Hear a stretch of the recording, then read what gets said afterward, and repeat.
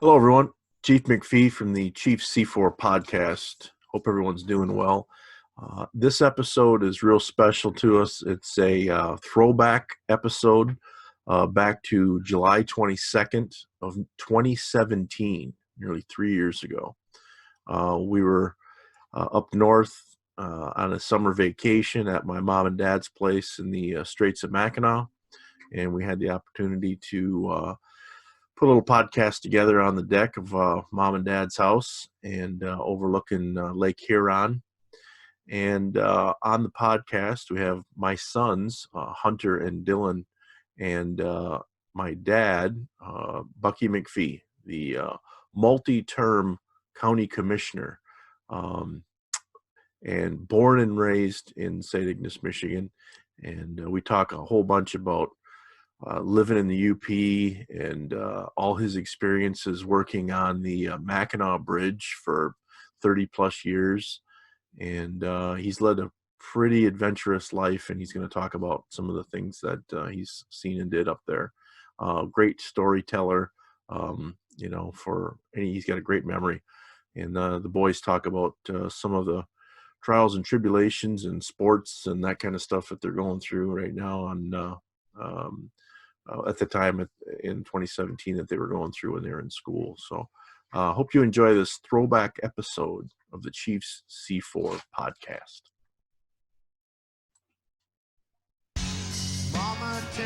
Welcome to the Chiefs C4 podcast, where cops, cars, and current events are the preferred topics of discussion. Kyle McPhee, aka the Chief, is a 30-year veteran detective of the Michigan State Police, an avid hot rod builder and automotive connoisseur, a Native American, and the proud father of two sons, both members of the U.S. Army, Michigan National Guard, 125th Infantry Regiment. This podcast is not intended for the weak at heart. Alpha males are always welcome, and honest opinions are always given. Now buckle your seatbelt. You are now entering the no snowflake zone.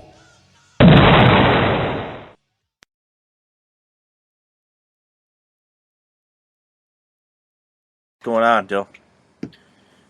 Up north, the grandparents' house, on my last vacation before football and school starts. Yeah?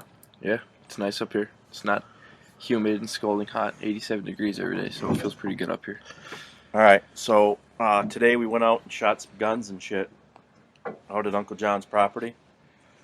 How'd that go? It was pretty fun. I liked all the the scenario stuff we did. Did you learn anything? Oh, yeah. Yeah. Covering What's going concealment. on, Grandpa? Just sitting here listening to the bullshit. The legend course. of St. Ignace, Of Buck course. McPhee, joins us here today. What's going on, Dad? Not much. Just down watching the fish feast downtown. It's a lot of fudgies. Oh, the town is packed. Are they doing it out on the They're out at the pier singing and dancing. They got games for the kids. Really? Yeah, it's a lot of people down there. So what goes on after this weekend? What's left in the summer up We here? got a couple of things. The Mini Cooper's rally coming up. I think it's next week. All right. And let me think what else there was. Of course, you got the Labor Day walk. That's gonna be different though this year, isn't it? This year, they're not going to let any cars across between 6:30 and noon, and they're worried about the security of car running into a crowd like it's been going on out in New York. So it's all Homeland Right. Security stuff. Pretty much. It was Alright. either that or cancel the bridge walk.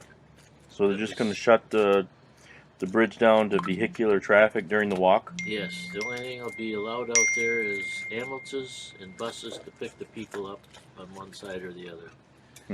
That's the first time ever they did that. Yes, This is Labor Day we're talking about, right? Labor Day.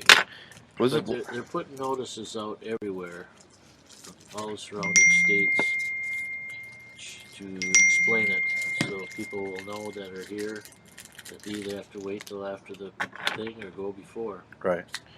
Well, didn't they find something that they're like a plan of ISIS or some terrorist group that they were thinking about? I think they were basing that off of the other incidents around the world. They were running vehicles into crowds and shit like that. I don't think they had any specific to you. No, Well, I guess it not doesn't that I hurt. know of, but it was the state police decision to do this.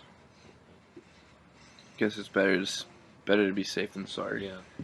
And, How long did it take for the bridge walk to go? well, an average of 2 hours it takes these people, Okay, so people that don't know, you worked on the bridge for what, 40 years? 35. 35 years from 19 what to when? 1962 to 97. It opened in what, 57? Yes. So you at one point you were the longest serving employee, or with the most seniority ever? Yes. I was full time. That was the longest.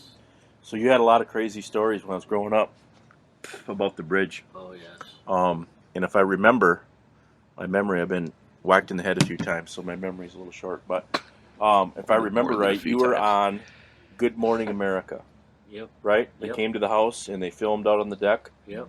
Some Bill Geist Bill was the Geist host. was, yep. And then what was that interview about? What did he just talked to you about all the crazy incidents that happened? Right. And basically, it was about the timids going across that were scared to drive. The Timmons are people that are afraid to drive across, and you had to drive their cars. Yes. Me and any other employee that What was the craziest vehicle that you had to drive? Did you have to drive an 18-wheeler one time? No, but the craziest thing I had to drive is a woman with a dead husband sitting in the seat next to me. What? Yes. He was dead? Yes. She was taking him to Petoskey. He was already dead. You're shitting me. They got notice from Trout Lake. People called ahead and said There was a dead guy in the car. sitting right next to me. I had to sit and drive her car across. Did you call the cops? Well, they were there. They came. They were going to let her finish the transport? Yeah, well, she was already in the toll booth, so I went out, got in, drove her over, and then brought her back. Is he an old guy? Yeah. He, Died of natural causes? yeah. So she just put him in the car? Yep. And decided she was apparently going he was in a car when he died. And she was going to take him to Petoskey Hospital. But she couldn't. She was scared to drive across the bridge. Yeah. So you got in the car, in the passenger seat in the front. Driver's seat. I drove. You drove. She got out and got in the back, and I drove. Dead guy was in the front passenger seat next to you. Yep. How long had he been dead? Just that morning. Gotta be shitting me. Yeah. Did he have rigor mortis? I mean, was he stiff? Yeah, he was leaning back on the corner of the seat like this. And he had a seatbelt on. My God. So they come back, and state police were there then, and the ambulance and everything, and they took him up to Dodson's. That's just wrong. on What all year levels. was that? Oh, God. It had to be late 90s before I retired. Oh my God, that's nuts. But they used to have all kinds of people be scared to cross. Oh, yeah. Yeah. So what do they do now? Has it changed? No, still do it. They still have people drive them across? Yeah. So, Especially after the Yugo went over the side. right. That really created a lot of... What year was that? Do you remember? God, I can't remember. Because I was working. It was Friday night of a football game. I remember that. Was I in the troops then when that happened, or was I in college or working down at the Marine at the time? You could have been in the troops. No, it was in the 80s. It was in the 80s. Yeah, pretty sure. So I was probably working at the Marine in the summertime when it happened. But that happened did it happen in the fall? Yeah, there was a football game here on Friday night. Okay. And that same night, referee here dropped dead. During the football game? Yeah, The same night as the Yugo went over? yeah, Right on the field, he died? yeah, He had a heart attack? yeah. Do you remember who it was? I think it was Wadersky from Sheboygan. One of the Wodurskis? Yeah, pretty sure. Died on the field. Yeah. Were you at the game? Yeah. Wow. They didn't know when they took him in the ambulance. Right. They didn't know he was dead. But Right. he had died. Wow. Yeah. So yeah, the Yugo went over. Leslie Pluhar, was Yeah. that her name? Yep. She went over. She blew a tire and then got up on the little rail. She was going too fast in the wind and blew a tire. And That light car just went over. Got panicked. And that little curb on the side, Yeah, the short rail. it jumped up, and when it jumped up, it just rolled over top of the other rail. Now, go ahead. Now, didn't you Save a truck from tipping over Yeah, the tell us sidewalk. that story. You were like in the paper or something where you went out during a windstorm and somebody's truck or camper broke off their vehicle and there was a canoe that was over the side and you were hanging over. Tell us that. What happened? When was that? Didn't you have a canoe that you were hanging on to or Right, something? it was a flat bottom boat. It blew off somebody's It was truck, aluminum, little boat. right? I was hanging on the grating with one hand and that boat from the other, like this. And how many mile-an-hour wind? Oh, 40, 50. The camper had blew off the pickup. Right? Yeah. And, You just wanted to save the guy's boat? yeah, pretty much. You know, it's just, What year was that? geez, I don't remember. 70s, 80s? It had to be in the 70s, even, yeah, early 70s, because I was still doing patrol work then. But, yeah, there was a lot of incidents. That one night, we were in a midnight shift, only two guys worked. One worked in the booth, the other patrolled. There was just two of you? Yeah.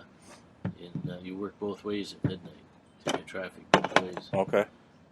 Yeah, it was about from midnight till 2, you'd go in there, and then the other guy would come in at 2, and you'd go out on patrol for 2 hours. You switch back and forth. Well, this semi-truck went through. It was a tanker. And it was just about the time I was to get out of there. Jimmy Lamro come in to relieve me. And I thought, well, I want to make a trip across before I go have my coffee. That truck took off and went through. So I stood there, talked to Jimmy for a bit, and I got in the car and took off. And I got right up the center of the bridge, just started down the other side. Christ, I look, here comes a guy walking up the bridge and all full of blood. I look down here, here's that semi tipped over with a load of milk. You tipped over on the bridge. Tipped over on the bridge, and the trailer was hanging right over the railing. The 18-wheeler, the semi-trailer, the Yeah. tanker was? Tanker was. Over the railing, but Yeah. it was still hooked to the truck? Yeah, and all the rear axles were off, laying on the ice down below. They already went over? Yep. And here's this Wow. thousands of gallons of milk were floating down the bridge. Oh, it was just on the roadway? Yeah, Wow. yeah. The guy fell asleep. Didn't you also, too, I remember, now there's been several suicides off the bridge over the years, right? Yep. But they don't publicize it because they don't want to dramatize suicide, right? So didn't you have the opportunity to actually go out and you have conversation with a subject that was going to jump or did jump? Right. What happened? They talked him down finally when the police came. You were the first one out there to talk to him? Yeah. And he was going to go center span? He was going to No, he was going to he go stopped at the South Anchor Pier and got on the cement? cable, climbed up the cable. It Oh, was probably 100 feet up on the cable. so you stopped there and talked to And him? I was talking to him and just kind of calming him down and stuff. And he was there for about 2 hours. Really? Yeah. And then who got him down? I forgot who went up. He was scared then to come down. So one of the maintenance guys went up They had to go get him. and helped. How many people you think have jumped off there when you were working there? Probably 5 or 6 that I know of. So now, is it true, because a lot of people that don't live up here aren't familiar with the waters of the Straits, and having grown up here, I'm very familiar with them, as you are, but the water's so cold and so deep in the Straits, when those bodies go down, they don't surface for several miles, either east or west, Right. once the gas comes out of the body, and then it surfaces to warmer water, right? Yeah. Because when we lived out on Grow Cap, what would be 5 miles west or Warmer Bay, the bodies would actually end up way down there several days later is where they'd find them once they surface, right? Yeah. Yeah. So is that when they say like Superior never gives up its dead because the Right. water's so cold? Yep. Then there was another incident with a vehicle that went over. It was a Ford Explorer, the older one, Mm-hmm. a Bronco type, Right. and he actually committed suicide by crashing. How'd he get it over the rail? He was, the semi-driver witnessed it. He was going probably 50 or 80 or so. High speed. High speed. He got just ahead of that semi, right in almost the middle of the bridge, and he cranked her hard like this, and went straight into the guardrail on the right, and It went over? catapulted over. And then when it did, those big beams underneath, Oh, he hit kept those? bouncing off of that. Pinballed. We got a video downstairs on that recovery of that. We also have one on the Yugo, Hugo. right? Yep. So you had Those should be put on disc. you have a lot of VHS footage of that stuff, right? Yeah. Have they ever considered getting rid of that short rail? Because it seems like to be like kind of a little miniature ramp just to get over. I feel like it's kind of a hazard, in my opinion. That Well, little the thought process, the engineers probably thought that's going to keep you. It'll be halfway up a tire. Yeah. Well, You know. at least rumble It did. strips. Yeah. When I pushed to work midnights, you'd have to go back and forth, you know. So if I stopped, you'd fall asleep. So I'd just keep going. I'd go over, turn around, come right back. Go over, turn around, come Okay. right back. Well, there was one night I was falling asleep. I kept hitting it. You're bouncing off the little rail. Little rail. Next night I came and they had a pickup to use it for a patrol car. I says, how come we got that? We have a patrol car. Somebody knocked the hubcaps off. No, he says, the tie rods were all bent on it. You bounced that thing off there. You were falling asleep on patrol. Yeah. Was that a long shift? That Oh, was God. it midnight to 8? Midnights was terrible. Was it midnight to 8? Yeah, That's a long shift when, like during the winter when there's nobody up here. terrible. How many cars in a shift would you see? There's some nights you wouldn't have any. You'd go a whole 8-hour shift and not see a car. Right. That's insane, man. Yeah, that's a long shift. That wouldn't happen now, but back then it did. Right, right. Yeah. But then there was another incident. I was on patrol coming back like at 6 in the morning. Sun was out, nice morning, coming down the north side. Right. And I seen this car way up ahead of me. Jeez, I got over the anchor pier and started down, you know, where the hell did that car go? Okay, so I got up the causeway. Somehow he went over that guardrail at the causeway and he was hanging over those rocks over it. Really? The front end was down in the water. Are you serious? You don't hear about those. Well, how long ago was that? Well, that was in the early 70s. So there or has 60s. been other cars go over those rails. Yeah, but that I don't see how it even did it. Right. That's when it was regular guardrails. Right. For not trying to fall asleep, You had I to take the guardrail down and get Al Silver's bulldozer and that to get it up out of there. Really? Now, do you remember? I remember vaguely about. I was working at the marina, so I had to have been 15, 16, 17 in the summer, or it was right during the bridge walk time. Remember the guy got out on the catwalk and he was drunk and he fell into the water? Was that during a bridge walk? During a bridge walk. Yeah. Yes. And they had to go out and find him and bring him up. Yeah, they found him right away. Yeah. I was involved in one of those where I can't remember if it was that one or another one where the sheriff Marine Patrol had their Boston Whaler at the marina, and I used to go out with them all the time. Yeah. And I would drive that thing. And I learned how to drive really good. I learned how to drive those outboards. So I'd go out with them, and we were on a body search, and they brought it to the surface, and I want to say they threw it in the back of this boat while I was there. And I couldn't believe it. But I don't know if it was that guy or not. But it would have been. He was an Oriental. He was? Yeah. He was drunk? Or he's out just monkeying showing around? off. He was out on the catwalk. Well, he went over the railing. Catwalk. They had one of these buckets that they hoist the painters up at the tower. Oh, yeah. Sitting there on the side there. Right. He went over, climbed up in that. Then he got out, stood up on it, and fell off. But that would have been at a lower, or was that high? Well, it was up between the tower and the anchor pier. Really? Yeah, So he would have been dead when he hit the water? good. Yeah. So what's the... I was always fascinated with the bridge because we live so close to it all the time, and you had worked there so long.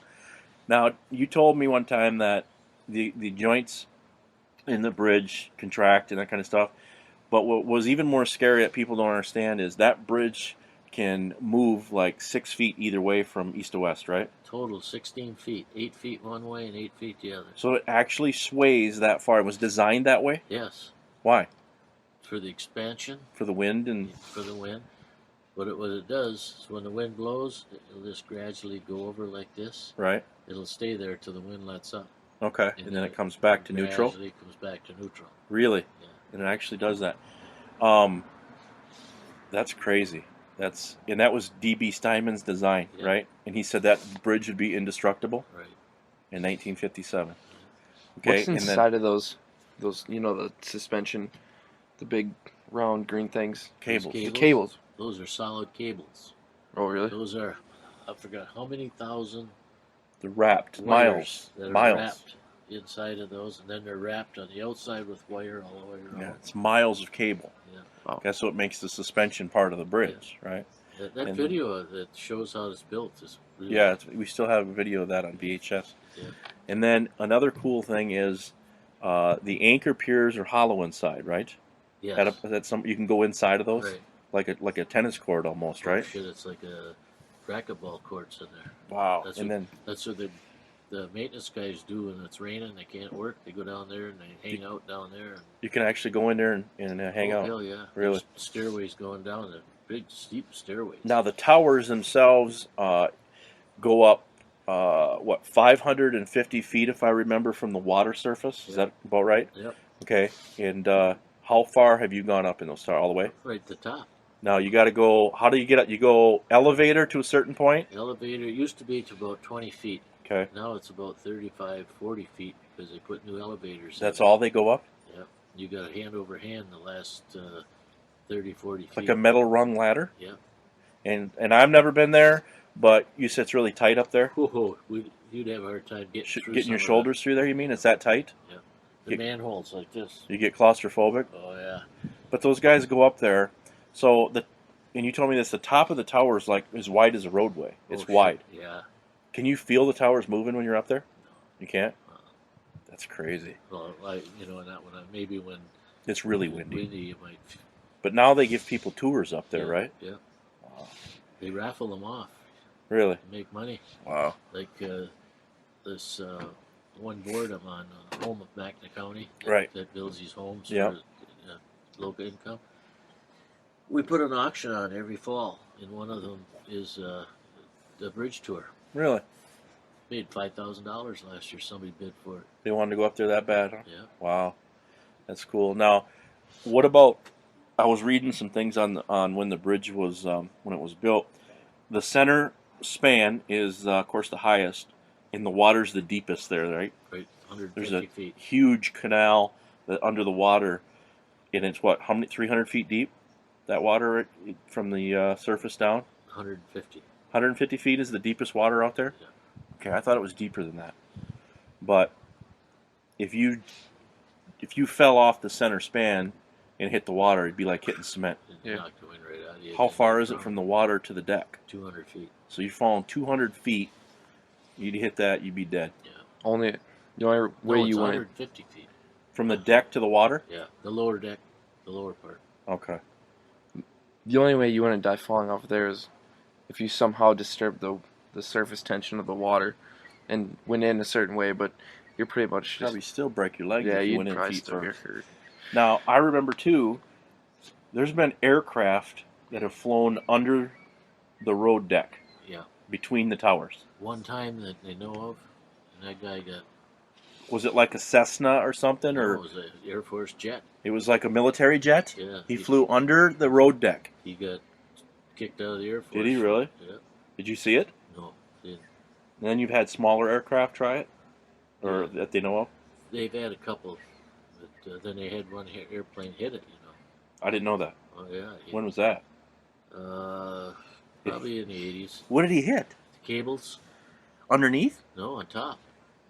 He flew was in- between the he was- towers? He was in the fog, Oh. and he was following the bridge, and he turned to the left. In Oh. those suspender cables. Right. He And hit one? Yep. Did he crash? Crashed over. They had a hard time finding him. There were two guys in the plane. Really? Yeah. They ended up a lot close to Green Island. That far? Yeah. Wow. Pieces of the plane. That's Uncle John and Aunt Mary Ellen's island, right? Yep. Right off the bridge there to the west. Yep. Right. Huh. So, a lot of people think that they can come up here with kayaks and they can kayak to Mackinac Island and all that kind of happy horse shit, right? They're And then- picking them up every day out there. Right, because the problem, and I've always told this, and tell me if I'm right, but it's because the confluence of two major lakes are coming together right here. In addition, you add all the ferry boat traffic that's got it tore up. Is that what causes so much turbulence out there? Right. You got the Lake Michigan, Lake Huron coming together. And the wind too. In the wind, you get big wind through there, right? You know, there's a spot, and I think you guys might have been with me when you were little, and I had that little wooden boat that Grandpa gave us. Plywood boat. Is that the one out at Grow Cap? Oh no, Yeah. I remember that it was green. Yes. Yeah, you had a green wooden boat. I remember that We one. had a little 3-horse motor on it. In Evinrude? Yeah. Yeah. And I took that and I came in along the shore and I came right here at the Coast Guard station, come around that corner. She washed out. No. She started going like this. There's turbulence, one of the worst right here at this point. Right off the Coast Guard station. Yep. Why is that? Just because Just of the wind? Well, you got the river, Pine River comes down. Okay. And it always comes right through here. And then the current from out in the Straits, and they meet there and it rolls. The worst place is the Round Island. Round Island Lighthouse right there. And so we are sitting on your deck down here just off of Lake Huron on the east side of the bridge. And so I've always been fascinated with the wind up here. If it comes from the east, we get hammered right downtown St. Ignace here, right? Yep. And right here you get hammered pretty hard. Yep. What's the worst? And then we lived out west on Lake Michigan, west of the bridge. Yeah. And then I remember, was that the year the Fitzgerald went down where you lost most of your front yard to that big storm? Remember we lost all that front yard? Was that a different storm? That was a different one. That Okay. was 85. Okay. What was that? That would have been a west or a southwest? Southwest. Southeast. Southeast wind? Yeah. And that took out most of our front yard out there. Yeah. That was a pretty serious storm. Yeah, put that raft up behind Tom Swabach's house. Right, we had a pontoon boat that was converted to a raft, right? Yeah. Out in front, we had it anchored in a cement barrel that was in the ground Right. with a huge chain on it, Chain and cable. chain and cables. And that storm ripped that off there and threw it up on the beach, It's 100 feet off the beach. 100 feet off. I remember that. It was a bad Up storm. his driveway. Were we living out there when the Fitzgerald went down? Yeah. That would have been like November 10th or something We like were that. on, your mother and I, it was 1975 or 6. It was 5, I think. Okay. I had that brown 1975 Ford station wagon. Yeah, I remember Country Squire. Yep. Yeah. We were going across the bridge. It was really windy. That day? Yeah. We just got past the South Tower, and there was a semi ahead of us, and a little car next to him, and that semi goes right on top of that little car. Did it really? Yeah. It tipped over right on the car? Yep. And you saw it? I was right behind it. Whoa. And geez, I turned around and there was some traffic coming. Bob Belangi happened to be behind us. Mm. He ran out, and he was a fireman. Oh. So he says, "You run back, tell him to stop traffic, and I'll take care of him here." So I did. I made a U-turn and headed back to the class. We didn't have cell phones. Right, back right, then. right. So we got back to tell him he had to stop the traffic and go over. But when I turn around and look, on a windy day, if you look up the bridge, Right, like a straight arrow. straight arrow with a pair of binoculars, you can see that center span turned. You can actually see it move. It's like an S curve, Yep, so that it flexes. yep. It goes over there and stays. Wow. The whole center span. And you've actually seen that? Yeah. Wow. You get and binoculars anytime you can see it. Right. But by the eye, you normally can't see it. But Right. that day, when I turned around and looked, I looked at that, and that son of a bitch was just like that. You thought that thing was going to come down? Well, not that day, but the day President Bush walked, we thought it was coming down. Are you serious? Oh, yeah. It was that bad? Yeah. He Yeah. walked, the first President Bush or the second? First. President Bush won? Yep. 41? Yep. I was in the patrol car. I was in the patrol car with Larry Brown. Okay. We're going to Mackinac City to pick up the money from the bus ticket booths. Okay. We got out there. He says, "God damn it! It feels like it's Moving? or I got a flat tire or something." And holy shit, he says, "It ain't that. Look at it. She was going like this. It was, And those cables were going like this, slapping together." it was like undulating? Yes. And just then, Greg Shimkovitz was up in the tower, hollered, "Get some buses out here immediately." This was There during was so much people on the one side, Oh. and there was no traffic on the other. There was too much weight on the bridge? Yep. That's what was causing it? Yeah. Wow. Yep. There was so much weight it caused it. Yep. You guys thought it was right gonna- away they ran a bunch of buses out there. So, level it off. did you have some close contact with the president when he was on these bridge walks? Not him personally. But the with governors? Governors, I escorted Blanchard? Engler, that prick. Oh, what about Blanchard? Did you get to Blanchard, meet him? he was pretty cool. Right. Blanchard was. Yeah. Engler was a cocky son of a pup. Was he? Yeah, I had to drive his van with his following him, his wife and his twins. He wanted his van there in case the kids couldn't make it, Really? and they could put him in the van. Right. So I drove it. I mean, from me to you, and he says, "I want that van right on my hip." Right.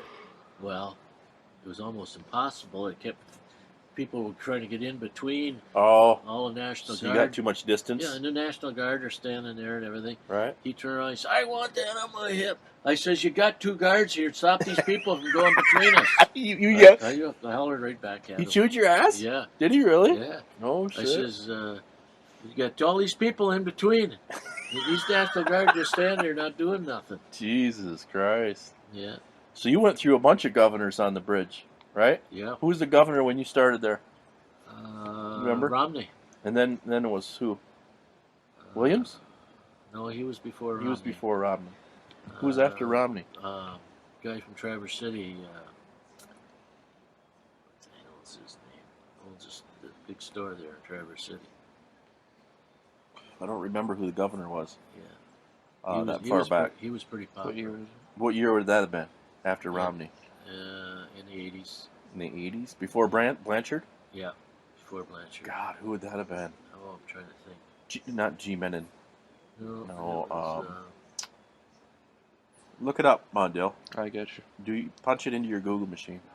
Michigan governors. I know. I can picture the guy and everything right here. Yeah, because you had. So was it G. Menon Williams? That was Did they call him Soapy? Soapy. Soapy Williams. Yeah, He I used to carry his baggage when I worked on the island dock. Really? He would come for the summer for the island. He'd pull in here with two big station wagons and golf clubs and all kind. Mhm. We'd carry his baggage onto the boat and stuff. We did it for tips. Right. These goddamn bodyguards would tip us 50 cents. Is that right? That's when I decided not to be a Democrat. Blanchard? No, Before him. Before him. Milliken. Milliken, there you Milliken. go. Governor Milliken. Yep. Right. Republican. And then who'd been before him? George Romney. Yeah. And then who? John Swainson. Oh yeah, Swainson. I don't remember He him. was in a wheelchair. Really? Yeah. Really? Who was before him? Menon Williams. G. Menon Williams. Yep. And then before him. Kim Sigler. Sigler, yeah. Yeah. And Harry F. Kelly. Good Lord, I remember those names. So I was born in '66. So who'd have been the governor in '66? George Romney. Romney. Eh? And then we had, we had Engler, and then we had, Romney, Milliken, Engler were all Republicans. right, and then Soapy was a Democrat. Blanchard was a Democrat. Engler left and Granholm, right? Granholm. What a disaster. What a disaster it was. Let's get rid of all of our state police. I'm going to tell you this right now, and I can say this, and I know that we're all Republican or conservative here, but when I first got in '89, Blanchard was on his last, he'd have been on his way out, right? And it seemed like our department was thriving under him. Yeah. We had a lot of equipment. I think the morale was good. He was good for a state employee. Yeah, we had good numbers, and then Engler took over, and I didn't understand it at the time, but he privatized so much. Yeah. But he gave away that, then like the 911 system and all that, and our numbers started to drop off, and then morale kind of took a shit with him, and then Granholm came in and just devastated us. We went from being somewhat okay to just a disaster. She at one time wanted to model us after the Oregon State Police, who have 300 troopers. We're supposed to have 1,500 troopers, and she didn't want that many. She wanted it to go. So we got down, if I remember right, we were down to about 700 at one time, and that was awful hard to work with that few troops, man. It was bad. That's why it was really bad. The drop. Yeah, to keep guys around, right? And so we finally got rid of her ass, and then and then Snyder came in, right? Yeah. And he's been really good. He's been good for us. We've done really well, and I got no complaints since he's been around at all. And I hope when he leaves, the next guy, it's just fucked up the way the pendulum always swings for us. There can't be a neutral for us. It's always got to be one extreme or the other, depending on what party is the governor. It's kind of fucked up. So what else is going on? What else? Not much. Yeah. Dill's going in the Air Force. He's getting recruited right now by the Air Force National Guard, right? Yep. So what do you got to do? You got to go in and you do the MEPS thing and all that. Yep. I'm still getting all my medical records around, which is kind of a pain in the ass. Right. Because so these doctors' offices won't just give them to you. But after I get all that information around, I'll give it all to my recruiter. Right. I'll go to MEPS down in Lansing, get my physical. I hear So that's they're a lot gonna, of fun. if you pass that and all that, then you're gonna be doing drill once a month during your senior year of high school. As an airman basic cadet trainee, I should say. And then after you graduate in June of 18, they're gonna send you to basic short time military thereafter. training. Yep. Down in San Antonio, Texas. Yep, at Lackland Air Force Base, which is 8.5 weeks long, and then I'll go to Security Forces training. Tech school, which is like school. your job. It's how you're gonna train for your job, and I'm going for 3POX1 Security Forces, which is basically just military police. If you're doing that, so you can kind of pave the way, and then you're going to go back when they bring you back to Battle Creek. Then you're going to go to school. You're going to take some criminal justice to the 3-in-1 program at Lansing Community. LCC, and then it's a Ferris deal. You pretty much. It's basically LCC, and you transfer over to Ferris. But you get a But Ferris you stay degree. in Lansing. You get a Ferris degree. And the bachelor's degree says Ferris. Right. On it, so then you are in the National Guard then? Air National Guard. Air National Guard. You have to drill. Have to give them so many hours, so many years? Well, the base contract, when I signed my contract, I signed my name next to, do you agree to sign this 6-year contract? Whatever it says on there. Mm-hmm. It has to be a 6-year contract. But it's National Guard. Yes. Okay. So it's 1 Air week. Guard. Yeah. But it's not where you take off and you're gone for 6 years or something. No, that's just regular active duty. In active duty, you can get stationed to a different country for how many years they assign you to. I see. But in National Guard, Air National Guard, reserves, of all the other branches, you're assigned to the base closest to where you live at, and you don't go anywhere else. You can still get deployed for 4 to 6 months in the Air National Guard, but that's not being stationed. Deployments and being stationed are completely different things. And so what your ultimate goal is to get the 4-year CJ degree. Yeah. So do your drills with the Air Guard, and then try to get into trooper school. Yep. Right. The Air Guard, well, with being Native American, tuition's already paid for. Right. LCC, that should be a piece of cake for them, knowing that it's not that expensive of a tuition. Right. And then since there's no room and board at LCC, I'll just go and find my own place close by. Air Force are giving me $700 a semester, help pay for books, classes, and I'll pocket some of that money, put it towards whatever the mortgage or whatever house, et cetera, et cetera. So do you know? So you want to get into recruit school? Yeah. Should be a piece. Are you prepared for that? Do you know what you're getting into? Well, if you told me if I'm prepared right now, I would say no. But I think I'll be ready by the time it gets to that point. I mean, I have a physical fitness journey right now. What do you want to do in the state police? What do you want to do? Well, other than just being a base trooper, I was thinking either the dog unit, canine unit, or the SWAT team. But I don't know about that one. I don't really know a whole lot about the SWAT team. Or your called ES, emergency support team. Right. Yeah. Well, that'll come. I mean, if you're squared away in really good shape, and you're not afraid to get into the fray, they run like ES schools every couple years. You apply. How long are they?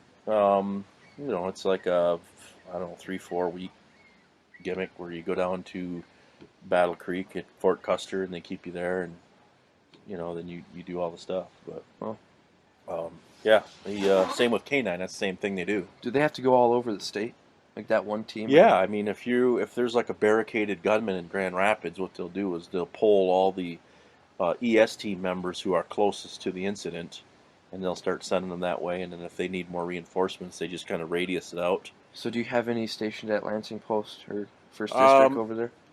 They're just like other troops. They can transfer around and stuff. So some were there and then they leave and they come and go. Oh, But yeah. but yeah, that's my plan. Retirement. If you think about like K9 and ES, you're gonna get woke up in the middle of the night, and that's if you're a single guy, that's fine. You make a lot of money doing that. You get a lot of overtime. If you got a family and stuff, it's really a pain in the ass, to do that. It's caused a lot of divorces. If you're gonna do, if you got kids and a wife, if you go on the governor's detail, divorce. It's just automatic because you're never home. ES guys and K9 guys are not as bad as the governor's detail, but So what's it's the kind of a single man's game. what's the one job in the state police that doesn't? Auto theft. Yeah, can't go wrong. But auto theft's not a priority anymore like it used to be. There's very few auto theft teams, but if you get into the investigative side of the department, like I did, okay, so I did total of about I don't know, like 10 years uniform, but I did like 5 at IPSI in uniform, and then I went to narcotics for 3, back to road troop as 1, promoted to auto theft for 4, post detective at Lansing for 4, and then I took over the hometown security team, the drug interdiction team. That was a uniform for 6, and then I went back to post detective for 4 more, right? Now you're at And then, tobacco. and then I took tobacco tax plainclothes. So I got a good balance of investigative and uniform, like through the whole career thing. I just don't know if I like to hold it tight. You were still getting woke up at 3 a.m. Well, sometimes to go look at dead bodies. Yeah, if you're a post detective and you're the only one, that's going to happen. But that's one of the reasons I left there, because I was getting too old to do that, and they didn't have more than I had myself for 3 counties, and it's just. Again, it gets old after a while, and now they have 2 detectives there, so you can have a call, an on-call rotation. I didn't have that option, so I got burned out a little bit. Is Troy over there now? No, they got 2 other people that came in after I left, and so they kind of share the duties there. But I mean, my retirement life will look pretty good, especially if I get that 20 years out of the military there, which shouldn't be too hard, especially if it's Right. part-time, basically. You'll get a military pension. Yeah, I'll Right. get that military pension, plus all the benefits and stuff, and then the one from the state police, so that should be pretty good retirement. Right. And a lot of people say, are you sure you want to go that 20 years in the military? I mean, it's part-time. They don't force you to deploy. Like, literally, Right. it's not like active duty where you're saying, all right, you're deploying in 3 months, get ready. Plus, you get that cash once a month, right? For drill. Yeah. That's beer money. That's an right extra $3,000 a year. there. Right. What do 3 you to think 5, about depending that on plan? rank. Dad, what do you think about your grandson's plan? I think he's got his things in order. I think that's a good plan. Absolutely. All right, let's talk about the state police thing, because here's how I describe it when I teach a class. I was I wouldn't say undisciplined, but I was a wild outdoor kid from the eastern Upper Peninsula that had no aspirations of being in law enforcement growing up. Didn't get in a lot of trouble with the cops, but just liked to run the motorcycles and the snowmobiles and the 4-wheeler, the 3-wheelers all over Hell's Half Acre. The DNR was my arch enemy back then, right? Yep. Just never got caught. Like, older brother got caught doing all the mischief stuff, and so I learned from him what not to do. So it came to it where I didn't know what I wanted to do, so I didn't have a lot of guidance from any counselors in high school. So when I left high school, I really didn't know what the hell I was doing, but Central Michigan accepted me off of, not off my ACT, because I bombed that. Remember I broke that finger on the day I took the Smashed ACT? in car door. Right, and so they went on my grade point, so I went to Central. Central didn't have anything for me there. There was nothing there I was interested in, and so we had looked at the automotive program at Ferris, and of course I was a gearhead, took after the old man, and I figured, shit, I'll go over there and learn how to fix cars. So I went over there and started getting through that, got through that part, and then started the business end of it. and then still didn't know what I was going to do. I think it was my senior year. I might have been 88. You started asking me what the plan was, and I didn't have one, and I didn't know if I really wanted to get into the automotive thing because the automotive industry was kind of taking a shit. Yeah. So I didn't really have anywhere to go. I didn't know what to do, and so his recommendations, I think I could call it recommendations, was maybe you need to go in the military or take a state civil service exam. And I had no idea what that was. And he said, well, you can, if you're going to be a state employee, you got to take this test. State job, it's benefits, you get a paycheck every 2 weeks. And I'm thinking, shit, I can drive a snowplow for MDOT. Well, he signed me up to take a state police test, right? So filling out all this paperwork, you had to select what the options at the top were. God, I remember this, but I don't remember where in the process it was. You had to check a box that said corrections officer, motor carrier officer, DNR officer, or state trooper. And I didn't know. First, I did process of elimination. I hadn't want nothing to do with DNR. Didn't want nothing to do with the prison, and a motor carrier and trooper. And I know what a motor carrier was at the time. So Sam was in. Yeah, it was Uncle Sam's deal. And so I ended up taking the test. Didn't have a lot of. I didn't study. You couldn't really study for those things. I think we had a guide that we got from somebody, but I think I got like an 85 on the first one. And then we signed up to take it again, like 6 months later, right? I don't remember. I think we took it twice. And I got a book from Amory Massey, I think, gave me a book, right? And I studied that. I took it again, and I got a 96. But at the time, I had filled out the application and was considered a white man. And so when I went with my recruiter, Son Hunter's joining the podcast. Howdy. Pull up next to Grandpa there so you can talk into this. So my recruiter said you're not going to make the cut because you're only at a 96. And you had to be at a 99 as a white male. Oh. And so he said, let's go back through your stuff. And that's when I said, well, I got an Indian card. Does that make a difference? And he kind of paused and he said, you're shitting me. So I flipped out the Indian card, and basically at that point he said, well, that adds like 5 points to your score. You're at 101. You're in. Right? And the next thing you know, Dad had some trooper friends that kind of were telling him what I needed to do and this kind of stuff. So I was really into the weights back then. I was doing the whole bodybuilding gimmick, right? I was lifting my ass off, but I wasn't running. I wasn't doing any cardio. So I had to go up to the track and start running 440s up there on the track, trying to get my wind up, because recruit school was about 2 months away, right? So in the heat of the summer, I'm trying to run, which I was never a runner. And then the next thing you know, I'm on the front steps of the State Police Academy, and people are screaming at me, and I don't even know what the fuck for. So it was a whirlwind. It went fast, and I didn't even realize what I was doing until I got there. But he almost didn't get there because his recruiter. Yeah, tell that story about the deadline that we almost didn't make. His background investigator was supposed to do his background, and Kyle called and says, Dad, he says, that Jerry Cook says that he can't do it for 2 weeks. He was on vacation. He says, he's going on vacation. And that would miss the deadline. And so I says, well, he wouldn't have got in. So I called a good friend of mine in Lansing, who was a motor carrier captain, Billy Moore. At headquarters down there. His dad worked with me. And I says, Bill, we got a problem. I says, Kyle's due to go into the troops, but I said, he's not going to make it. Background investigator says that he ain't going to do it for another week or 10 days because he's going on vacation, and that'll be too late. Kyle won't be able to get in this recruit school. And he says, all right, he says, let me call you back. He says, I'll do some checking. It wasn't 15 minutes. He called back. He says, he will be there tomorrow to do his background check. They called him in off his vacation. Yeah. If he wouldn't have came, I would have not got in until the next school, which would have been January of 90. Yeah. And I got in August of 89. And it went fast.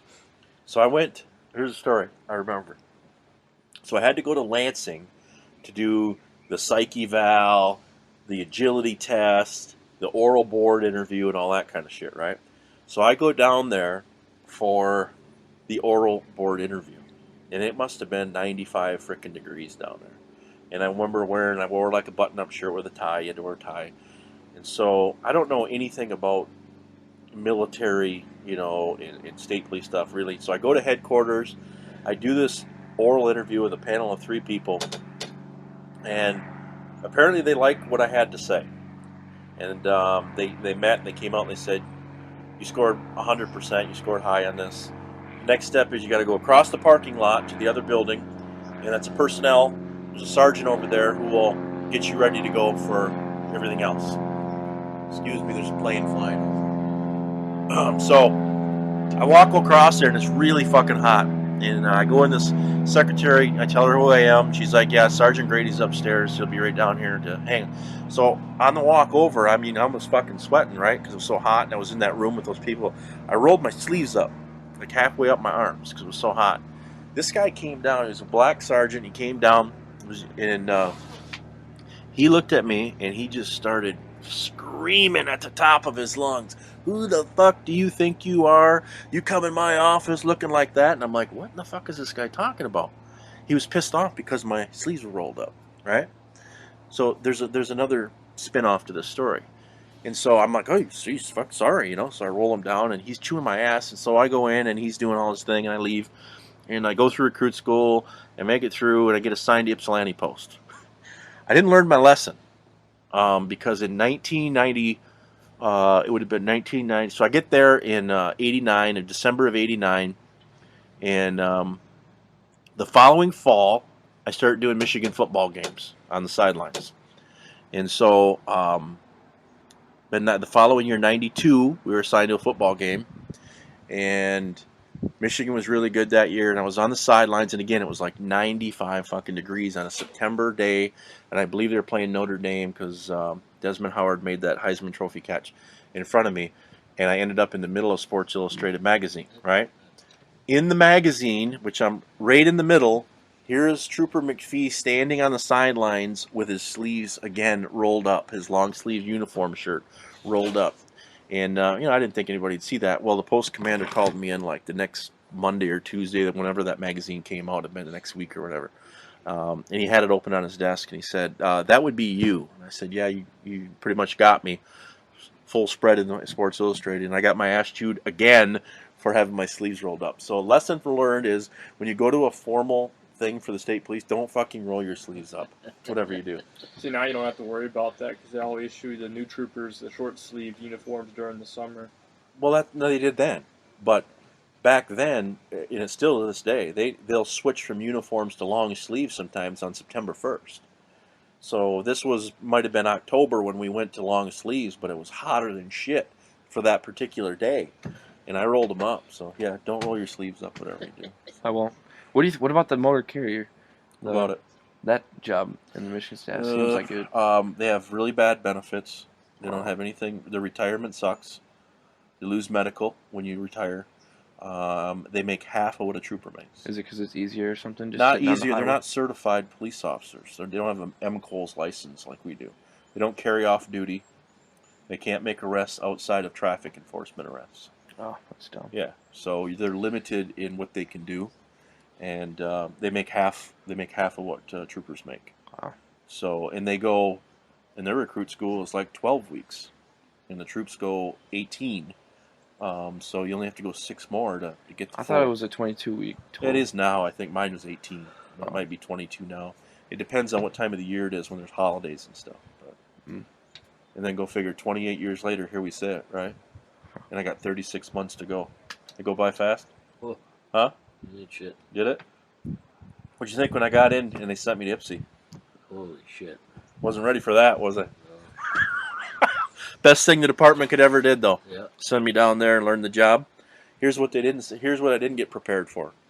I didn't get prepared to give my partner's eulogy at his funeral with 4.5 years in the department. That's something that you don't prepare for, Right. and there ain't nothing you can do about it. So here I am standing in front of a church of 1,200 people giving a eulogy of your partner. Yeah. Those are the things that you gotta prepare yourself for. That was pretty impressive, though. But That was one of the hardest things I have ever done. To this day, that was one of the hardest things I've ever done, is to do that. I mean, you're not going to say no when you're asked to do that, right? So, all right, Hunter, get up to the mic. What's going on, dude? Just come back from fishing over in Lake Huron? Oh yeah, fishing right off the pier. What? Any hits there or no? Unfortunately, no. But the water's just too choppy. There could be. I don't know. There's just the fish ain't biting. Was the wind going onshore or offshore? Was it blowing? Oh, it was coming towards the shore. So you got something out of the east there? It's right out of the north right now. So you got a north in there? Yep. So what's the fishing situation, Dad, over there? You told me that the salmon they did not restock salmon. No, Are they just too much of a predator? a lot of it was, yeah. They were cleaning out the small fish, Yeah. and then that affected the other fish, like what, trout and stuff, where they didn't have anything to eat. Yeah. So now the trout have come back. Trout, you get a lot of trout. Lake trout. Yeah. So you cooked some fish for these cats today, right? Grandpa has a secret family recipe of fried whitefish. Yeah. Right? And how many pounds of fish did these cats eat? Oh, it was 5 fillets. Are they a pound apiece? Not quite. Depends. You go on that fish shop over there. The fish are all cut up different. Yeah. Some are shorter than the others. She has to weigh it. So that was fresh whitefish. Was probably swimming yesterday Yep. and on the plate today. Yep. Can't beat that. Was it good, guys? It's pretty damn Pretty good. damn good. You go to Yeah. all of these other restaurants, and especially down in Lower Peninsula, you can't get whitefish down there. It's all ocean cod. Well, if it is, it's been frozen for a while, right? There's a big difference in taste. There's a big difference between fresh and frozen. Show and Bill. There's a lot of difference too in how they cook it. If you cook it with the skin on, you're going to get a fishy taste a lot of times. You don't cook it with the skin on. We skin them and bone them. Really? Yeah. It's And you just pure cook- meat. So you mixed. Give us your recipe for your fried. What do you do? How do you make the batter? It's already made. Just got to put it on. What is Buy it? In the store. Store-bought batter? Yeah. What is it? Is that Drake's? Drake's? What we used to use, we can't get it anymore for some reason, is cracker meal. Really? We never That's can it. find it. That's what you used to use for the batter? Yeah. Really? Yeah. Wow. And So, like, you go to it's those just- other restaurants and stuff, okay, and then you try to get deep fried like chicken or fish and chips, excuse me, and It's cod, isn't We it? use beer batter. It's Alaska cod. it's that beer batter stuff that it's the same stuff that you would taste on like a homemade donut that you would deep fry yourself at home. It's like that crispy, greasy, and I really hate it Right. because it's crunchy. You end Right. up pulling it all off to eat the fish. Yeah, it just falls off too. So with you this guys stuff. tried smoked whitefish yesterday. Yeah. 2 days ago. Not a big fan of it? It's not even the taste. It's more just the smoky taste.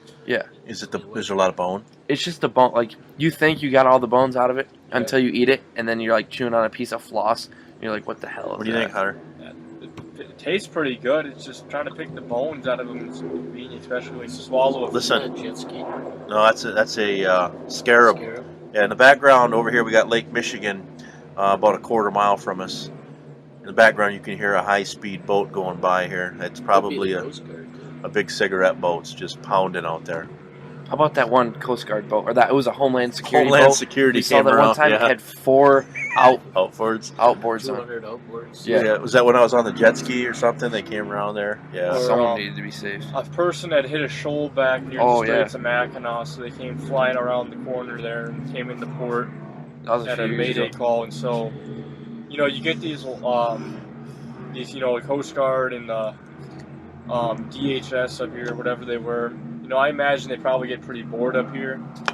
You had Coast Guard, Border Patrol, Sheriff Marine Patrol. all just And you flying had in the here city. just for up here too. this one little boat that was Distressed call. Yeah. just I crazy. turned the radio off downstairs. I thought it was a drug bust or something, just by the way it was. When was it? That was like 4 years ago. 4 years ago. Yeah. It was just a distressed vessel. It was on the right? 4th of July. I don't think it wasn't sinking or anything. It was just Just conked taking out. a little water, Yeah.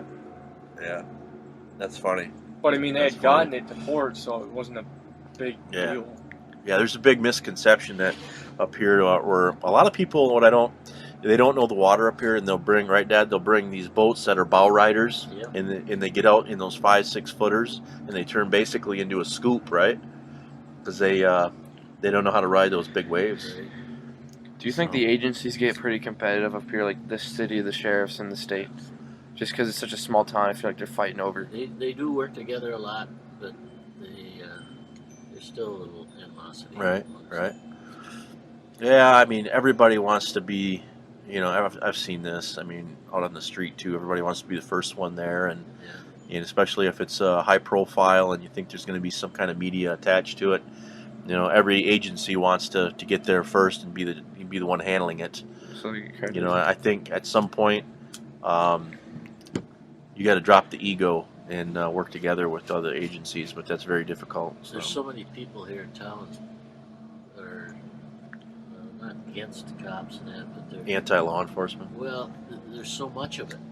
So they feel like it's overkill for here? Yeah, you got the county, you got the state, you got the city, you got the DNR, you got the Border Patrol, and you got the tribe. That's a lot of cops. Yeah. Oh, I forgot about the tribe. And, that's a lot of cops. Yeah. Yeah. And But there's DNR, a lot of area. And forestry. They have right.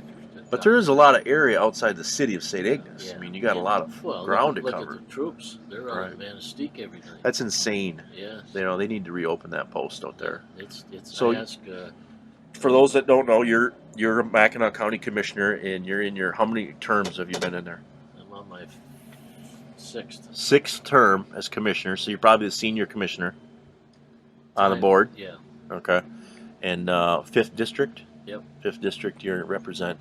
So you are the liaison to the Sheriff's Office, right? Right. All right. So I've seen a big improvement in the Sheriff's Office over the years up here. Oh, yes. He seems to run a pretty efficient shop over there, huh? He does. Yeah. Yep. People all bitch and holler because we give him just about anything he wants. He's got. Right. I mean, he's got all kinds of equipment, but he gets it through grants. And right. It doesn't cost the county that much money. Good grant writer, huh? Yep. Yeah, that's good. That's how you get equipment. I mean, we got Humvees. And it doesn't cost the taxpayers any money, right? We got Humvees. We got military surplus. Yeah. Right. Plus, we got now, how does that work? hovercraft. We got 4 or 5 boats. Right. Now, how does that work when, like, the taxpayers, they don't have to pay for those, but their money would go towards the maintenance on those, unfortunately? Yeah. So if one of them big Humvees breaks down, well, he's got to have a budget for that? Budgets for that. Okay. Or does that happen very often? No. No? A lot of things he gets, you know, you don't really probably wouldn't need it, but he gets it because... What's it hurt sitting there, right? Yeah. When you need it? Yeah. But the big issue is, like, in the winter, they got to get back in the woods. You know, to get snowmobilers that have crashed and that kind of stuff, they got to have vehicles to do that. We've got Can-Ams. 4-wheelers? For ATVs. Six-seaters, Right. 4-seaters. Right. Loaned from Can-Am. Really? For law enforcement? For a year. Really? And then if we want it, we can buy it at a discount price at the end. Really? That's So a good program. That's what we did. Right? Yeah. Yeah, they got to get out on the We ice. got a big one for $11,000. Wow. Yeah. Do they have any side-by-sides like mine? Yeah. Do they? That's what The Can-Am? Yeah. Oh, nice. Just got 2 more seats in the back. They got snowmobiles. Skidoo gave them snowmobiles. So Wow, that's pretty cool. Does the city have anything like that? no, city's a little tougher shape. County. Yeah. I doubt the Sioux tribe's got anything like that either. Probably. Sioux Tribe's got a lot of stuff. Really? Yeah, they got a lot of cars I don't think they have any and sea. snowmobiles and everything. Wow. Yeah, that'd be a good, like, I don't know, if I moved up here after I was done with retirement and everything, that'd be like a good little place to work. Yeah. Sioux tribe. There's not really an academy for it, is there? Yeah, they have to go the same as like the sheriff or city police. Where do they go to the academy at? A lot of them go to Kirtland in Grayling. It's Kirtland College. Oh. It's and they Go through their police academy, come out. in Lake State. Oh, yeah. I We forgot got, they have one. Northern's got one, too. We got a couple of kids here. Well, we got new city cop lives right across the street now. That Phil Ruiz over here. So, Hunter, Yep. we were talking about Dylan's path to success here.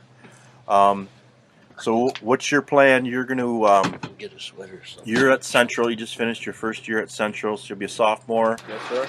You're studying business, and you're going to, you're in the ROTC program up there.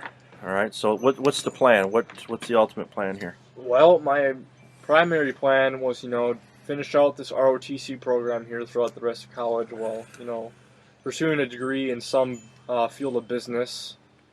Haven't really decided what my exact, major would be, if it's going to be, general management or something to that effect. At the same time, was planning on contracting either this fall or this spring in the ROTC program so that I can have the basic next summer. Basic training? Yeah, National basic Guard training, or Army? Army. Where would that be at? Either depending on what my MOS would be, I guess. It might be Fort Leonard Wood, if I had to guess. Since you're an officer, it'd be 11 Alpha. Right? 11 Alpha, yeah, if I were to do infantry officer. So you'd go to Benning. If I wanted to do armor, if I want to do... So you'd come out of basic as a second lieutenant? Yes. Okay. Well, I'd become a cadet rank when I had to go back to ROTC. And then once I finished ROTC and got commissioned, then I would become a second lieutenant. Okay. So do you think that you're going to be a lifer in the military? Well, that all depends, From what I've heard, like, the active duty officers, when they usually go in, you'll get a lot, because after college, you have to do more training. So a lot of times, guys, when they're even in the 20s, they'll already make it to, like, colonel. Right. The highest rank you can be, well, you can still be out in the field is usually first lieutenant. Right. And then after that, you're usually relegated to more of a command job. So that would be... all right, so that would be... You'd still have to have a regular job then? Well, while I'm in the Army, no, because it's my full-time job, and then, once I'm done with, when you're in ROTC, you can contract, so you do 4 years active duty and then 4 years reserve. If I did that 4 reserve, right, then I would have to get a regular job.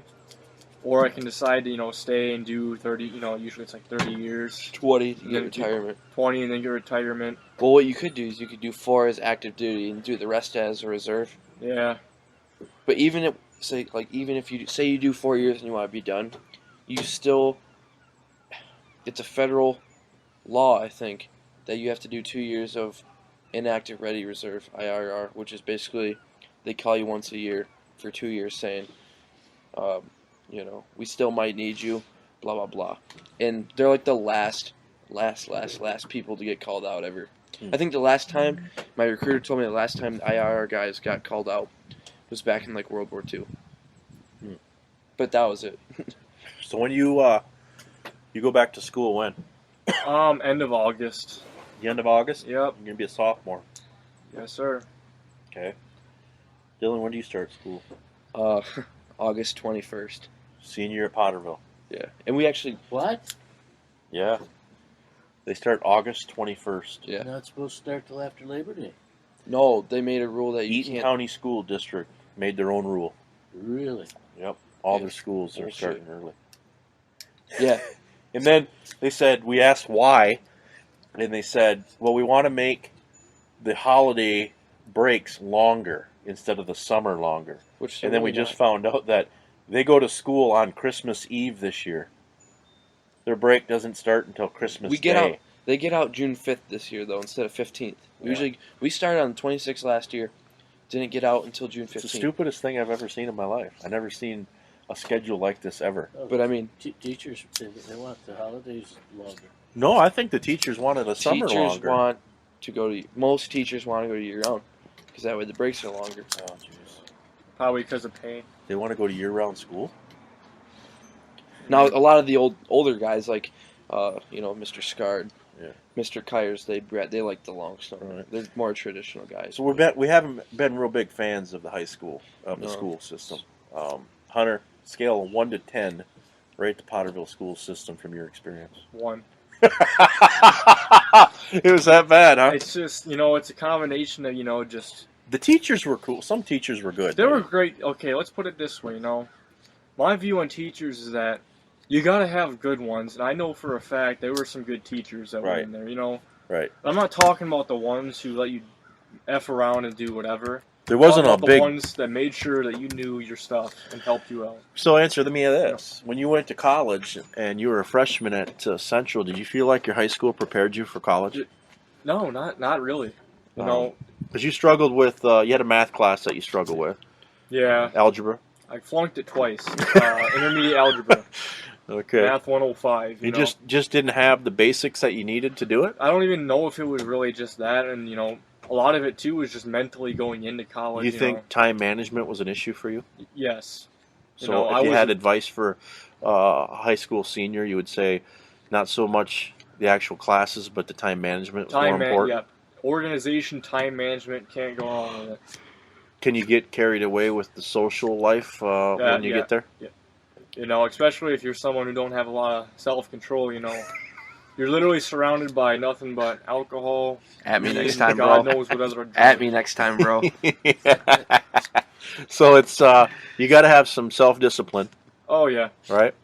Yeah, a lot of that, Took you a couple semesters to figure that out, right? You're going to this big college full of people you've never met before, Right. Drop your cigar. Right. You're surrounded by people, you're trying to fit in, you're at this big...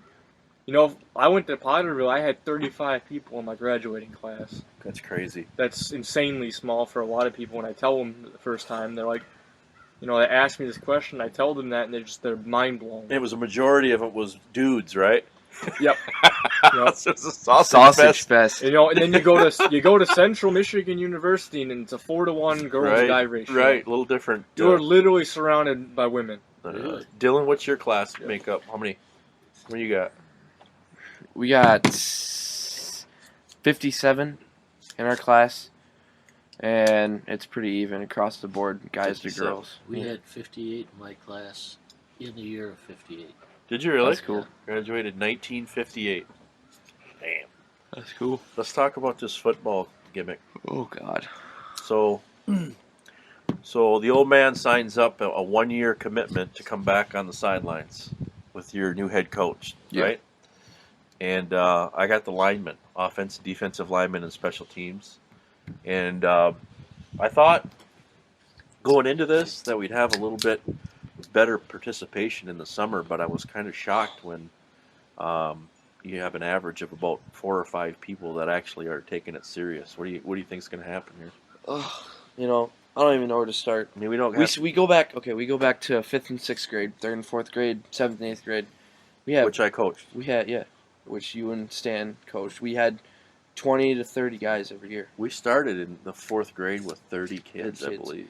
I remember 7th and 8th grade, we started getting down to the 15, 16. We lost a lot of kids in the program for different reasons. They went to different schools. Some went to play different activities. Some, that it proves it proves the fact that the numbers thing doesn't even matter, because our only losing season was like 7th grade, and we went 1-7 that year, or 1-6 that year, right? And we had 13 kids, right? But we also had, 15 to 16, 5th and 6th grade, 8th grade, and we had winning seasons every time. Well, it's Iron Man football. We've never had high numbers, to play, even practice 11 on 11. We could never do that. We have to run half lines to actually get a good look. And so I think a lot of it has to do with the conference that we're in, too. We may end up with, 17, 18 this year? I don't even know. Lucky? If we're lucky, yeah. Yeah. Right. Especially if we play in a tough conference, right? We do play in a tough So you've been on the varsity since your freshman? Got brought up freshman year? I split my freshman year half and half. I played 5 games. I played 5 games on JV under Coach Davis, whose kid is the new announcer. The Dodgers. Of the Dodgers. Right. Paul Davis is the Los Angeles Dodgers. Paul Davis was a great coach, wasn't he? He was a good coach. Right? Did you learn a lot from him? Oh, yeah. His kid's announcer? Yeah, he is he took Vin Scully's... No, he took Vin Scully's spot for the Los Angeles Dodgers. Dodgers. Yeah. And then, so you went there as a freshman for Seltzer. I played the last 3 games. Yeah. No, last 4 games for Seltzer as a kicker. Yeah. And I went 4 for 4 for the rest of the season. You were kicking extra points, so that was cool. Yeah. And then you came back the following year, and we had... Coach Seltzer left in his crew. And that was when Blattner came in? That was when Coach Doug Blattner, who coached... I don't remember where he coached. He coached at Bellevue. And then he went to Olivet College for a year. Right. Something happened there. He came to Potterville. He came in and didn't get a lot of buy-in when he came in. He false advertised. No, this was the problem. He had lots of buy-in because we've had Seltzer for the last 11 years. Right. So everyone was like, new coach, new beginnings. Right. Everyone bought in. This guy totally sold us bale of horse shit. Well, he wanted to bring you up early, and I didn't want it to, and so I talked to him, and he said, "You have all this, He said I got position coaches for him, and he kind of gave me this line of this was just going to be an easy transition, but that was a rough. You had a good year because he put you in the backfield. You were like the lead blocker for Brandon, right? A couple games. Yeah. Yeah. You were playing hammer. I was playing like a an H back. wing back kind of. All right. And they And ran the ball behind you a lot. Yeah. Right. Yep. And so that season kind of went down in a blaze of glory. Well, that year we won 2 games. Yeah. And it was our homecoming game. And this man literally said, all we need to do is win 3 more games and we're going to playoffs. All you need to do is win 3 more games. And we got to our homecoming game against Fulton. And that was actually a really good game. The first half, we had them 2 touchdowns on them. Right. After, everyone went out there. We all had our thumbs in our assholes. And then they came back and beat us. And so after that, the rest of the season, this is how it went. We went to practice, full pads. Coach Randy Taylor, who was from up here, went to school up here, played football. I think you know him, kind of. He would talk to us about defense for about a half hour. Coach would give us a spiel saying, we're going to win this game. And we went home. Half-hour practice. 30-minute practice. 30-minute practice. Coach Bladner went and hunted after we saw stuff in his car every day. Let us go early to get out in the woods, but it did nothing for us. So then we went to, we started the losing streak. Yep. And we're on a 14-game losing streak. Right? Yep. Phil Heim came in last year from a big program over on the west side. Love the guy. Phil Heim's a good coach. Good guy. Yeah, he's a really good guy. He just didn't hit it off with the AD very well. Coach Heim, if I could have a chance to be coached by him again, I would, because he's a great coach. He treats all the players good. Yeah, I liked him. I was up in the box for him, and I thought Phil knew his stuff. He's the type of coach who will pull every single kid aside and tell them what they're doing wrong, and then he'll give you a carrot and tell you what you're doing numbers. Didn't have numbers. You guys had 5 The kids season of 2016, we started off with about 18 kids. 24. We lost a boatload of guys due to injuries, grades, all that jazz that happens. You could just never put together a group. No, it was a lack of consistency like we're having this year. But this happened. We had all those guys leave. We got to about the center of the season, and we had, for all of a sudden we were calling out for players, just trying to recruit guys off the street, and 4 or 5 other guys came and joined. We're starting this season on a 14-game losing streak. We got 3 games that I see on the schedule that are winnable this year if you get your numbers to show up. There was a bunch of guys in the truck stop this morning from Lanesburg. Yeah, they're in our conference. Are they? Where were they going? I don't know. Yeah, Langsburg's in our conference. Yeah, so we can, we got to get this thing turned around and get this. This is your last season. Yeah. This is it, right? Kind of scared right now. Well, here's the thing. We might not. How many guys? This is your 10th year of football. Where do you play 10 years of football anywhere? Nowhere else. Only in the NFL. So my thought is, I think we need to take away tackle football from 3rd, 4th, 5th, and 6th grade. Well, that's going to happen by next. This new coach, we have Coach Matthews here. Coach Dave Matthews. He's a young guy. Comes from, or he was, Maryland. He came from Maryland, but he was born and he grew up in the Thumb area, Bay City area. Right. So he knows. So he's going to address that 10-year deal. Yeah, there's not gonna be contact football until 7th They and don't 8th have grade. it here now. 7th and 8th grade. So There's gonna be a new flag program that's gonna be. So what's your thoughts after playing 10 years of football, or at least 9 now, or going into 10? Are you tired of it? Yeah. Yeah. Because you do a lot of off-season work. Yeah, literally. After football season ends, I take a week off and I'm back in there. Right. There's no days off. Yeah, I don't see the point there. I think flag football. I can see getting tired of it. So, especially if you're having a losing season. Yeah, and so let's contrast that with you, Dad, because you coach football. You coached in 70, 71, right around there, right? Yeah. You coach Pee Wee football here in St. Agnes. What grades? You actually had what? Started out in the 4th grade. Because you put Steve on a team, and they combined all the grades together, right? So he was playing with 8th graders? Yep. Wow, so you had 4th on the same team as 8th graders? There's a big difference in a 4th grader and an 8th grader. Yep. It was not a good thing. Did he take a beating? Oh, yeah. You put him in there? Oh, yeah. So you ran, were you undefeated? Yep. You never lost a game? 5 years. Wow. You still got them old trophies too, huh? Upstairs in the garage. It's a big deal. It was like the Super Bowl, right? You'd pay other towns like Sheboygan and Indian River and Pellston. Yep. That was a big deal back then, right? Cool. So how Big many time. kids did you guys have on a team? I mean, did you have big numbers? 22 is all we could have. Did you have 22? At least you can scrimmage and There was that practice many and kids that wanted to play football back then. We had 2 teams. 2 teams in St. Ignace. Yep. And then Sheboygan had 2 teams. Yep. Wow. And I think Helston. What else? How else did we play? Roger City. Roger City in Atlanta. Atlanta, yep. Because Atlanta's- I didn't play until, what, 6th grade? Yep. Maybe? Then they put it down to 6. There's that Cardinal. Cardinal, yeah. They put it down to 6 again. Yeah, And then it was 6, 7, and 8. Now it's just 7 and 8. right. Get your Yeah. camera. You see it? You think They're flighty. you think this whole concussion thing has scared people away from playing football? These kids away? A lot of it. Soccer. Soccer's People- taking over. They start see the kids in soccer's are We're looking at 2 cardinals that are flying around Dad's house here. They're making all kinds of noise. 2 red cardinals. You can hear them in the background.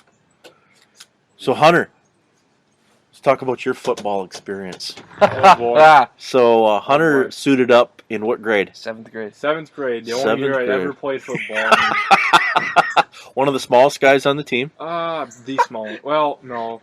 Because you're No, there was Cameron Morin. You were the then there was smallest- Ferris Bates. weight wise. You were the smallest. Weight wise. Not. No, Cameron was lighter. So you played with guys that were big boys. You had big boys on I that had team. some dudes on my team. Over 200 I was only pounds. about 5'9", Buck 20? 5'8" in like 7th grade. Buck 20, I had 25? guys on my team that were already 6'2", and they were 200 6'8". plus. They were 200 A lot plus. of those guys I played with my sophomore year. Yeah. So you took a beating, didn't you? I couldn't even tackle to save my life. We would do the Oklahoma drill, and that was just my bane. But I would just every time he'd say Oklahoma, I would always just think, man, oh, fuck. you always got up when you got hit, didn't you? Yeah, even though sometimes I even had a little tear in my eye So because I would get did you just absolutely come to the realization that football wasn't your game? Yeah. I figured if I might have started earlier, like when I was Right. a kid, So a lot of it too, because there were small guys on the team that played too, and they were just as small as me, but Yeah. they were good because they had the technique down, they had the skill that they developed over the years. Experience. So I never had that. You played basketball, and you also found kind of your calling was on the track, Yep, running, right? I was a great runner. Yeah. So I wasn't I couldn't. I mean, I was never amazing. I never really made it to states. I never. Yeah. Well, I made it to states one year. That was your junior year. That was Junior year, I made it. Right. That was probably my best year of track. And And you ran, blew out your knee. what events did you run? I did 100-meter sprint, 200-meter sprint, 400-meter sprint, And a relay. 4x1. 4x1, 4x2. Right. You were busy. Yeah. It was cool. You got the opportunity to run at MSU and Yeah. indoor. That was ran there and then Did the state thing in Hudsonville. did the regionals and some of my good friends from high school, Matt Turner, Brandon Romanek, and I believe Jordan Kushmal. That or it was Samantha.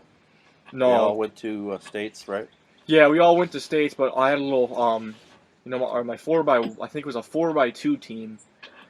Actually made it to states, and it was something. Right. We were so proud. We got lucky because the team in front of us disqualified, and we made it to second place in the regional, so we were able to go to states. Right.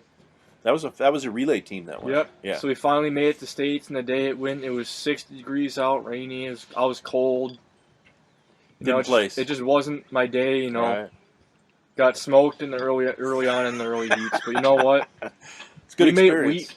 We actually made it to states. Right. Yeah. Thank God. That's good. And unfortunately, my senior year, I couldn't really do track because I ended up blowing out my left knee. Started them knee problems, but Yep. And I can tell you exactly how I did it too. I had an exchange student from my school from Italy. He was over in the gym playing basketball at lunch, and I was being a dumbass. So I decided to go in there and be like, "Yo, Simo, let's go." Just wearing jeans, tennis shoes. He's like, and he was even more to me. He's like, "Dude, do you really want to do this?" He crossed you up. I'm like, "Let's go." So we go up, and I completely underestimated this man. I ended up getting crossed up in front of all my friends, and I fell over, and I felt a pop in my left knee, and I'm like, "Oh no!" But this June, I don't know, June 5th or something, Dr. Dreyer went back in and scoped it. Yep, and, second time. Fixed it now, right? Yeah, this time he just took out whatever's left. And right. So 100% now? About 98. When are you going to start running again? As soon as I get back into the gym, when I get back home. ROTC's coming, right? Yeah. You got to start doing that workout? Yeah, we got to get in shape for that. My high school track experience has been Shot putter. It's been pretty choppy. Yeah. Freshman year I started. For some reason I said, screw it, I want to try to work towards football. I'm probably going to be on varsity this year. I shouldn't have did that. I was kind of stupid. So I didn't get my varsity letter freshman year. Sophomore year I threw shot put. I was throwing like 38, 39. Where freshman year, I think I did one meet my freshman year. I threw 34s, so it was a pretty big increase. Go junior year because your shoulder. Junior year, I had that repair on that left shoulder, so I couldn't take this year off. But next year, Coach Brunk he's really wanted me to throw. I should be able to make it to states for. Did you ever run track then? No, they did. They were just getting us started in my years. I played baseball instead. Baseball. Now, if I remember right, I played basketball, football, and baseball, but I did track one year. Didn't they do high school baseball in the summertime? Yes. Up here, so I could do 4 sports. You could letter in 4 sports, couldn't you? And then I told these guys the story about junior year of high school. We came off of the state championship football run, and I made a decision not to go out for basketball that year because the coach at the time kind of told me, "Don't come out because you're not going to make the team," kind of thing. Remember that? Yeah. So I chose to sit out that year, and that guy was a real asshole, by the way. Right? So I went back and we played the following year. But yeah, I guess regardless of who the coach is, you got to just go play. If I was to do it over again, I'd just go play. Make him cut me, or And then here's another story I remember. Was it? It had to have been my senior year, where he put me in for 2 seconds. Yes. Was that my senior year? Yes. Yeah. So I was probably 6th, 7th man. I didn't start. But I wasn't the worst guy on the team. But this guy, shall remain nameless, I guess Rick Leedy. I guess we'll right. He had something for me. I don't know what it was. I never crossed the guy up. I don't know if it was his relationship with the older brother that maybe led to him not liking me. I don't know what it was, but he liked to put guys in at the end of the game for like 1 second, 2 seconds, just ridiculous. Just to say you got in. Right. And so I think it was a home game, and it was the game was either way out of hand. We were either behind or ahead. I don't remember. Probably behind. And he made me go in for 2 seconds. And all I remember is my dad in the stands chewing the coach's ass. Then did you have a confrontation with him after the game on that? Discussion. Just a discussion. That sounds very similar. Yes, Hunter. We went through the same thing. Shall I elaborate? Well, we'll just give a thumbnail version. Hunter was kind of in a similar situation. He was not a starter, and he was playing, and his coach decided to humiliate him by basically he from what I pick up from it, he told the other coach that I was special or something, or that I had some kind of mental. I didn't hear but he basically it came out as if you were the special ed kid on the team. Yeah. And the other team he told the coach to let him score, and so he backed all his players off, and then they wanted to get Hunter to score. Well, that's it, everyone. I hope you enjoyed that throwback edition from 3 years ago. Pretty good stuff from some of my family members, my kids, and my father. Always is great to to hear his stories from the past growing up in the Upper Peninsula. So hope you enjoyed it. Make sure that you find us on our YouTube channel, the Chiefs C4 Podcast, and subscribe to that channel. And follow us on social media on Twitter, Chiefs C4 Podcast, and check out our website at the Chiefs C4 Podcast.com. Take care, everyone. Stay safe.